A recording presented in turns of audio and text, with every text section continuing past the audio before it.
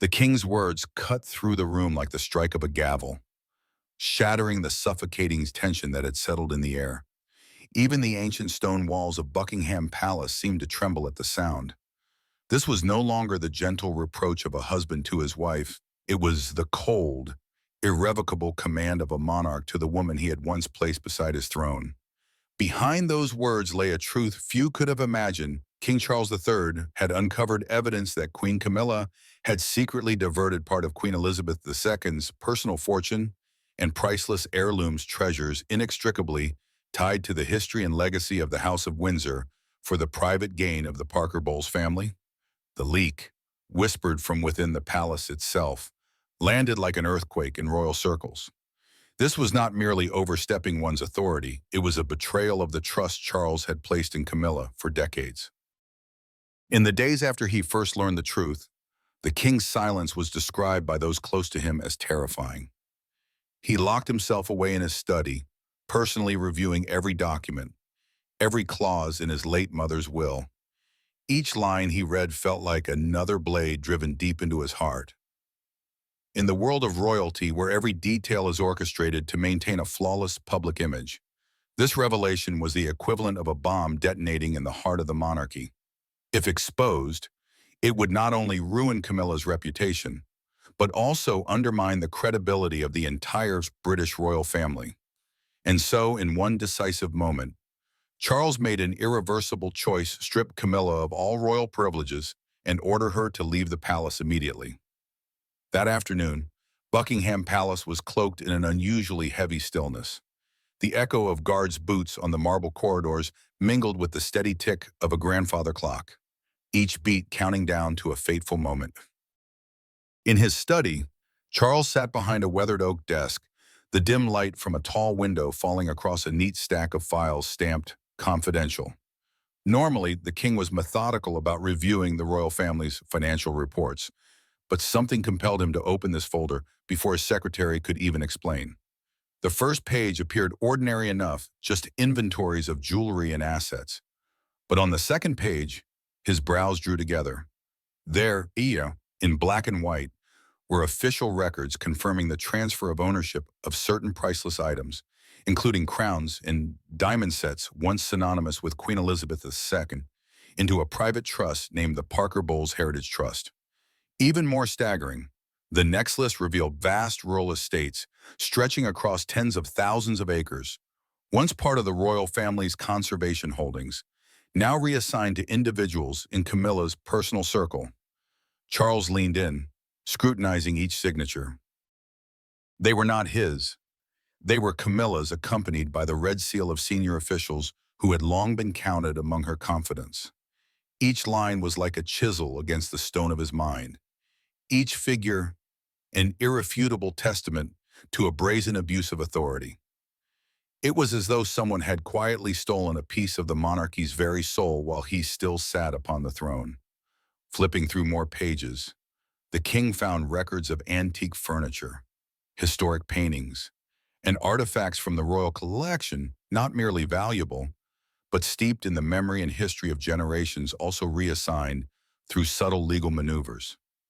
All of it had happened silently, without a single formal meeting or official approval. In that moment, Charles felt as if he had lost control over his own realm. His mind flashed back to the days when his mother, the late queen, would remind him that the royal family's legacy was the thread binding the nation to the crown.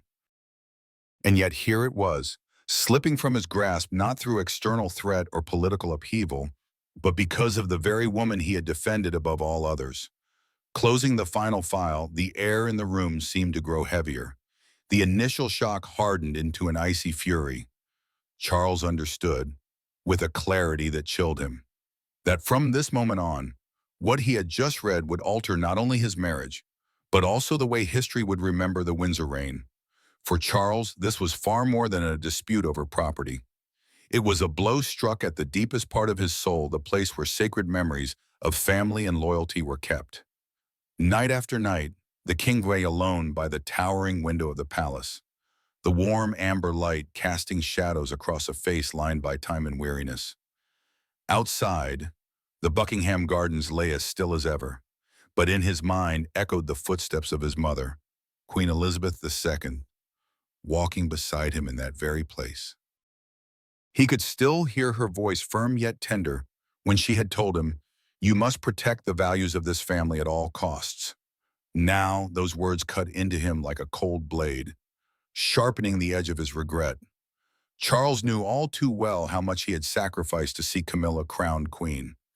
He had weathered decades of relentless public storms, endured the fierce disapproval of certain family members, and even accepted the damage to his own image simply to shield her. He had believed that their love, though born in scandal, was strong enough to withstand any tempest. But now, Spain, faced with the truth that Camilla had secretly diverted part of the Queen's treasures and estate for the benefit of the Parker Bowles family, that belief shattered fragile glass on a stone floor. This betrayal felt unlike any political pressure or public criticism he had ever endured. It came from the one person he loved and trusted completely, the woman he had lifted from the fringes into a position of power beside the throne. He was not only furious at the overreach, he was wounded by the brutal truth it revealed. Camilla had placed the interests of her own kin above the legacy and honor of the House of Windsor. In his eyes, that was a line that could never be crossed. Beneath the anger, a numb, paralyzing pain took root. He had lost the image of a lifelong ally in his wife. He had lost the faith that love could rise above power, duty, and calculation. And perhaps most painfully, he felt he had betrayed the promise he had made to his mother, the promise to preserve the dignity of the crown. Charles understood that the cost of this betrayal would not be measured merely in a broken marriage. It would leave a scar upon the history of the British monarchy, a reminder that even within the gilded walls of a palace, betrayal could shake the very foundations of the throne. That evening, Clarence House, usually serene and stately, was suffused with a suffocating heaviness. Golden light from the high ceiling fell onto the long wooden table where Charles sat upright, fingers interlocked, eyes fixed and unblinking. Camilla entered, her heels tapping softly against the polished floor. Yet the sound seemed unnaturally loud, as though the tension in the air had slowed every movement. "Is there something you want to say?" Camilla began, striving for a calm tone, though the faint twitch at her lips betrayed her. Charles did not answer at once. Instead, he pushed a file across the table, its pages dense with figures and signatures. "How will you explain this?" His voice was low, but each word landed with the weight of a gavel against wood. Camilla glanced briefly at the papers, then lifted her chin. "It's simply a sensible arrangement for preservation. I did it for the royal family." But Charles's gaze did not waver. He leaned forward, his voice heavier. "For the royal family or the Parker Bowles family?" Silence stretched between them. She searched for a defense, speaking of the need to allocate assets, of items of little value to the crown, but significant to her personally. Yet every word fell against a wall of cold indifference. Charles did not erupt as she had feared. Instead, there was the chilling quiet that comes only when trust has already died. He rose and walked to the window, staring out at the darkened courtyard. His voice, slow and bitter, filled the room. "I gave up everything so you could be here. I did what the world thought was wrong because I believed in you. And this is how you repay that trust." Camilla's hand tightened on the back of her chair, but she held her composure. She knew that any plea now would echo hollow in a room that had lost all warmth. The conversation ended not with shouting, but with a silence so deep it closed the door on an entire chapter of their lives. Charles turned, his gaze no longer seeking explanation, only delivering a cold verdict. "From this moment, you will no longer be here." Without protest, Camilla rose, wrapped her coat around her shoulders, and walked out, leaving behind a distance that nothing could ever bridge again. In that moment, Clarence House was no longer the home of a love that had endured the ages. It became the scene marking the collapse of an alliance that had weathered the storms of public opinion, only to be undone by the very hand within its own walls. What Charles had uncovered was merely the tip of a carefully calculated scheme. According to sources close to the matter, Camilla, together with her sister, Annabelle Elliott, and her two children, Tom and Laura, had quietly drawn up a plan to exploit loopholes in the management of royal assets. The goal was not simply to acquire a few valuable items, but to build an entirely separate legacy, detached from Windsor, that would secure the Parker Bowles family's wealth and influence for generations to come. It began with objects few would notice in the royal collection: antique porcelain, rare paintings, seldom seen jewelry, and most notably, certain personal mementos of Queen Elizabeth II. Annabelle, with her experience in interiors and fine art, acted as the appraiser, identifying pieces that could be discreetly released onto the market without drawing undue attention. Tom and Laura, leveraging their international business connections, coordinated with discreet collectors, ensuring all transactions passed through intermediaries to obscure any traceable links. According to investigators, the proceeds from these sales never returned to the royal coffers. Instead, the funds were routed through multiple accounts, eventually consolidating into a private trust under the name of an offshore shell company. From there, the sizable sum was channeled into the development of an exclusive resort in Cornwall, a project the Parker Bowles family intended as their new family estate. Plans described a 5-star hotel, a private golf course, and a yacht marina, all marketed as personal property entirely unconnected to the British Crown. Camilla was believed to be the central coordinator, using the guise of preservation to legitimize the transfer of assets, while her position as queen insulated the transactions from deeper scrutiny. Had the plan succeeded fully, the Parker Bowles family would have controlled a vast, independent fortune, untethered to the monarchy, even if Camilla no longer held her royal role. For Charles, this revelation was a double blow: not only a betrayal of the heart, but the realization that the woman he had once defended had used the crown's name and resources to build a private empire for her own bloodline. Worse still, her accomplices were not outsiders, but those she loved and protected as kin. In the king's eyes, this was not merely an overreach. It was the brazen exploitation of his love and trust, a strike at the very bond between the throne and the woman he had once believed was his other half. As the pieces of Camilla's plan began to fall into place, Charles refrained from acting immediately. Partly, he wished to verify the truth for himself, partly, there remained a faint hope that it was all a misunderstanding. Yet the silence and the growing coldness between them only fanned the palace rumors. In this shadowed period, Princess Anne began to take note of unusual developments, and Anne rarely involved herself in her brother's private affairs. Yet she knew Camilla well. Odd journeys, secretive meetings, and the unexplained disappearance of certain items once belonging to the late queen had not escaped her notice. When whispers from a few loyal staff members reached her that items were being moved out through unofficial channels, she knew she had to intervene. One evening at St. James's Palace, she summoned Edward Young, her trusted aide, into her study. Her voice was low and resolute. "I want you to examine every financial transaction and asset transfer involving Camilla and her family. From the day our mother passed to now, leave nothing unchecked." Edward understood the sensitivity of the task and that Anne's firmness left no room for delay. Over the following weeks, he quietly gathered the data, combing through the internal email system, reviewing every inventory record, and tracing bank transactions. Gradually, a full picture emerged: email exchanges between Camilla, Annabelle, and Tom discussing how to optimize asset value, lists of items appraised in secret, contracts with discreet collectors, and, most damning of all, money transfers to a Cayman Islands shell company.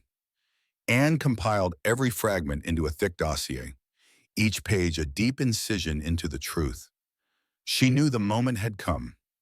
One afternoon, she walked unannounced into Charles's office at Buckingham Palace. Placing the file on his desk, she spoke simply, "You need to see this."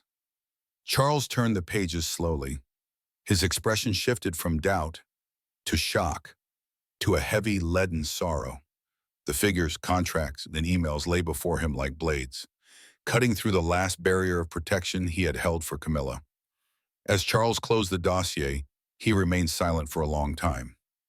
Anne held his gaze, then spoke softly yet with the weight of a verdict. "You know what must be done." Long after Anne had left the room, Charles sat unmoving, the dossier still on his desk like a lead weight pressing down on his thoughts. Every word, every piece of evidence haunted him, bringing with it the image of his late mother and her words of counsel. There was nothing left to defend, no room for doubt. That night, he instructed his office to arrange an emergency meeting at Buckingham Palace for the following morning, summoning only two people he trusted without question, Princess Anne and Prince William. The small conference room in the West Wing, usually reserved for private discussions, was locked tight. Pale light streamed through the tall windows, falling across the deep green carpet and casting an atmosphere at once solemn and suffocating. Anne sat upright, her eyes sharp and unyielding. William, brows furrowed, carried the quiet gravity of a man who knew the coming words would mark a turning point. Charles entered, his face betraying exhaustion, yet his eyes held a steeliness they had never shown before. "I have read it all," he began, his voice low but resolute. "There is no doubt. Camilla's actions have crossed a line no member of this family can be allowed to cross." He glanced at Anne, a silent gesture of thanks, then turned to William. "We have a duty to protect the Queen's legacy and the honor of the House of Windsor, even if the price is the breaking of a personal bond." The air thickened as he continued. "From today, Camilla will be removed from all royal duties. She will leave Buckingham and live in seclusion at Highgrove. No privileges, no access to royal assets. Every authority will be revoked. The palace will issue a short public statement, no details, but enough to make our position clear." William nodded slowly, his gaze a mix of empathy for his father and firm resolve. Anne's expression remained severe, not celebratory, but satisfied that action had been taken in time. Charles paused, then added, almost to himself, "Affection can be rebuilt, but once honor and legacy are lost, they can never be reclaimed." The meeting ended in silence. No further words were needed. They all understood this was a decision that could not be undone. Outside, the stone corridors of Buckingham still echoed with the footsteps of staff, but behind the closed doors, the fate of a queen had been sealed. And this time, Charles had chosen to stand with legacy over love. That day's decision was a spark small, but enough to ignite a fresh wave of criticism aimed squarely at Camilla. From the press to casual conversations on the street, the air grew heavy with suspicion and chill. The media wasted no time dredging up the more controversial chapters of her past, reviving the image of the other woman who had shattered Princess Diana's marriage. Faced with this quiet but pervasive isolation, Camilla chose silence. Yet her silence was read as defiance, fueling the public's harsh judgment. Some nights, it was said, she lay awake for hours, wondering whether the choices she had made were truly worth the price she was now paying. In private, though never openly, she admitted to a vague sense of regret. Still, the survival instincts and pride of a woman who had clawed her way from the shadows to the throne would not allow her to bow her head fully in remorse. She justified it all to herself that her love for Charles had been an unstoppable current, and that everything else was simply the hand of a cruel fate. But whatever her words, public sympathy was scarce. Bitter commentary in the press, the watchful stares during rare public appearances, these slowly eroded her strength. According to close sources, she began avoiding crowded engagements, tiring easily, and relying more on her private medical team. Observers noted her slimmer frame, slower gait, and an occasional hollow look in her eyes, as if her mind were wandering to another time entirely. And so, Highgrove House became her familiar refuge. Amid the sprawling gardens, along graveled paths dusted in white, with the faint scent of lavender drifting in the air, Camilla clung to the last shred of control she still possessed. Here she was surrounded by memories not only her own, but those of Charles and Diana as well. Perhaps that was why Highgrove was more than just a house. It was a vault of layered memories, both warm and bitter. Those close to her say that, from time to time, Camilla would still step into the drawing room where Diana's portrait once hung, her gaze lingering a moment too long, as though holding a silent conversation with a ghost. Within its ivy-clad walls, she slowed her pace, shielding herself from the storms of public opinion outside. Yet that peace was fleeting. Camilla knew all too well that the moment she stepped beyond Highgrove's gates, the crashing waves would be waiting. And the question that haunted her most was not whether she could keep fighting, but whether she could ever find a moment of true peace in what remained of her life. Meanwhile, amid the swirling controversy and the relentless scrutiny of the press, Charles seemed to find a kind of solace in turning towards the legacy of his mother, Queen Elizabeth II. He devoted more time to historical preservation projects, to reviving ancient royal traditions, and to safeguarding the values the Queen had spent 7 decades cultivating. In public appearances, Charles often spoke of the continuity of the crown, an invisible thread binding past and present. Perhaps it was this act of guarding his mother's image and legacy that gave him the strength to endure his own storm. Princess Anne, his steadfast elder sister, became the quiet pillar of unity within the family. She not only maintained her own relentless schedule of engagements, but also skillfully bridged the gaps between estranged members. She understood that without unity, the preservation of the crown's heritage could easily crumble. Her presence at royal events often brought a sense of steadiness and reassurance to the public, a reminder that some still held fast to the old principles. Prince William and Catherine, by contrast, adopted a different approach. They not only protected tradition, but sought to renew it, adapting it for a younger generation in a shifting society. William frequently stressed that values like duty, humility, and service to the community must remain, but should be expressed in a language that resonated more closely with the public. Catherine, with her elegance and deft touch in public life, became the face of a friendly, modern monarchy that still retained its dignity. Together, they worked toward a future in which the monarchy's survival would rest not solely on tradition, but on its ability to adapt and connect with the people. The harmony between William and Catherine has been hailed as something Charles and Camilla never quite achieved, and in the eyes of many, they are the bridge carrying the crown into a new era without severing its roots. From the torrent of criticism and the ever-watchful eyes of the public, this entire affair became a mirror reflecting the fragility of loyalty and the razor-thin line between duty and personal ambition.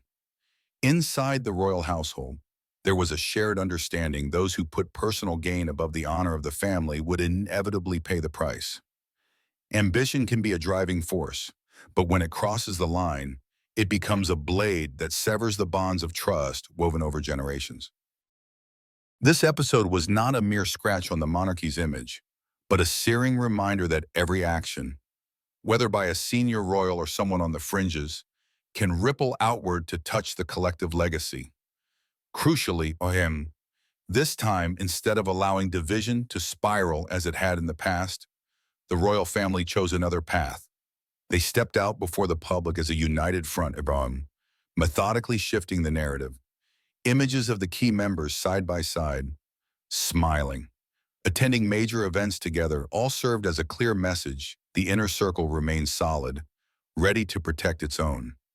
This unity did not appear out of thin air. It was forged from painful lessons of decades past, especially the time following Princess Diana's death, when rifts and suspicion nearly toppled the monarchy's credibility. This latest crisis became not only a media storm, but a test of the family's resilience, and the outcome was telling. Personal differences may still smolder, but when the crown's honor is on the line, every member knows to put aside the I for the sake of the we. In doing so, they turn crisis into an opportunity, reaffirming their pledge to safeguard the history and core values the monarchy has represented for centuries. The message to the public could not be clearer. Royal family is not a collection of individuals, but an institution upheld by loyalty, discipline, and a deep sense of duty to the nation. This was no passing scandal. It was a mirror held to the very heart of the monarchy, exposing the delicate boundaries between loyalty and betrayal. In a family that prizes honor and tradition above all else, any act driven by unchecked ambition has the potential to be devastating. Outsiders might dismiss it as a simple power struggle, but for the crown, it was a crack in the polished facade they have spent centuries perfecting. The painful lesson here was stark loyalty cannot exist only in words or ceremonial gestures. It must be proven through action, through the readiness to put the greater good above the self. When ambition takes the lead, it not only endangers the individual, but draws the entire institution into the whirlpool of controversy and doubt. In this case, the cost was high reputations tarnished, trust shaken, and rifts within the family brought into sharper focus. Yet what surprised many was the way the monarchy chose to weather the storm. They did not engage in public condemnation, nor allow the matter to fade quietly into obscurity. Instead, they used it as a chance to reassert the values they have always claimed as their own. Public engagements increased in frequency, with royals appearing together in a display of unmistakable solidarity, offering the image of a family whose conflicts had been laid to rest. The public saw smiles, handshakes, and moments loaded with symbolism such as two figures long rumored to be at odds now standing shoulder to shoulder, conversing warmly. Whatever had been said behind the palace's closed doors remained unknown, but the message radiating outward was crystal clear. No single individual, no matter their rank, would be allowed to shake the foundations of history and values that the monarchy stands upon. These values are not merely about grandeur, authority, or centuries-old rituals. They embody the belief that every member, from the heir to the throne to those in more modest positions, carries the responsibility of safeguarding the image and spirit of the monarchy. Once that spirit is broken, the credibility of the entire institution stands in jeopardy. That is why unity is not a tactical choice, but a matter of survival. This latest incident also stirred public memories of past moments when the royal family faced similar crises. Each time, they weathered the storm by closing ranks, restoring trust, and, most importantly, sending a clear message: tradition will always be defended. No matter how rapidly the world outside changes, the monarchy strives to remain a steadfast pillar, immovable and enduring. Ultimately, this affair became a stark reminder to both those inside the palace and those watching from the outside that power and prestige only endure when upheld by loyalty and sacrifice. Strip away those two elements, and all the outward splendor will crumble in an instant. In this case, the royal family chose to turn a crisis into living proof of the strength of unity, a message they clearly intend the world to remember. And if you'd like to continue delving into the shadows, the untold scandals that have shaken the House of Windsor, make sure to support the channel by liking, sharing, subscribing, and leaving your thoughts in the comments. What do you think lies ahead for Britain's most powerful family in the wake of this upheaval? Don't miss our next video, where we'll lift the veil on another royal scandal you may never have heard of, one that could very well change the way you think about everything you thought you knew.